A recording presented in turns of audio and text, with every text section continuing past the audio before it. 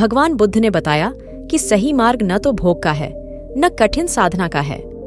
एक बार गौतम बुद्ध ने देखा कि सामने से भेड़ बकरियों का एक झुंड निकल रहा है। चरवाहा इस झुंड को कठिनता से घेर रहा था।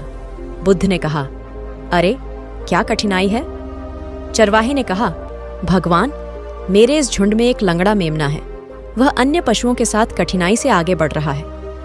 बुद्ध ने प्रेम पूर्वक पूछा, इस भरी दोपहरी में इन भेड़ बकरियों को घेरकर तुम कहाँ ले जा रहे हो?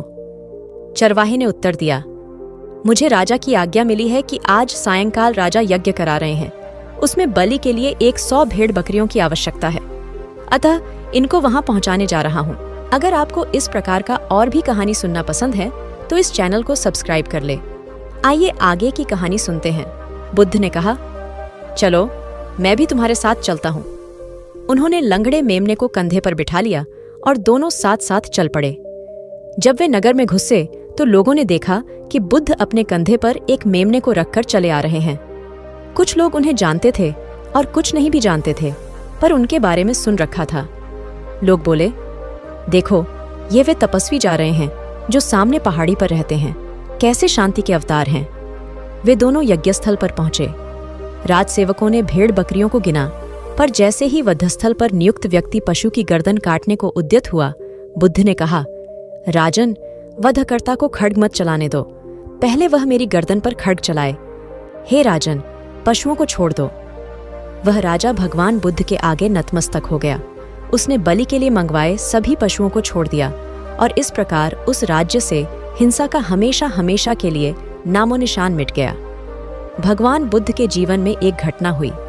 वे चचेरे भाई देवदत्त के साथ बगीचे में घूम रहे थे। उन्हें एक हंस उड़ता हुआ दिखा। तभी देवदत्त ने अपने एक बाण से निशाना साधा और हंस लहूलुहान हो जमीन पर आ गिरा। बुद्ध ने दौड़कर हंस को उठा लिया, बाण निकालकर उसकी मरहम पट्टी की। बुद्ध घायल हंस की सेवा कर रहे थे। देवदत्त आया और हंस पर अपना अधिकार जताने लगा। बुद्ध के मना कर देने पर विवाद हुआ और दोनों राजा शुद्धोधन के पास पहुंचे।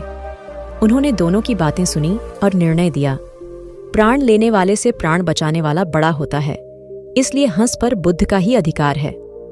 मानव समाज को शांति की ओर बढ़ाना पड़ेगा। व्यर्थ के तर्कों से बाहर निकलने में ही उसकी भलाई है। जब तक मन में स्वार्थ है तब तक मानव सुखी नहीं हो सकता। अधिकार और कर्तव्य की परिभाषा को बड़ी सूक्ष्मता से समझने की जरूरत है।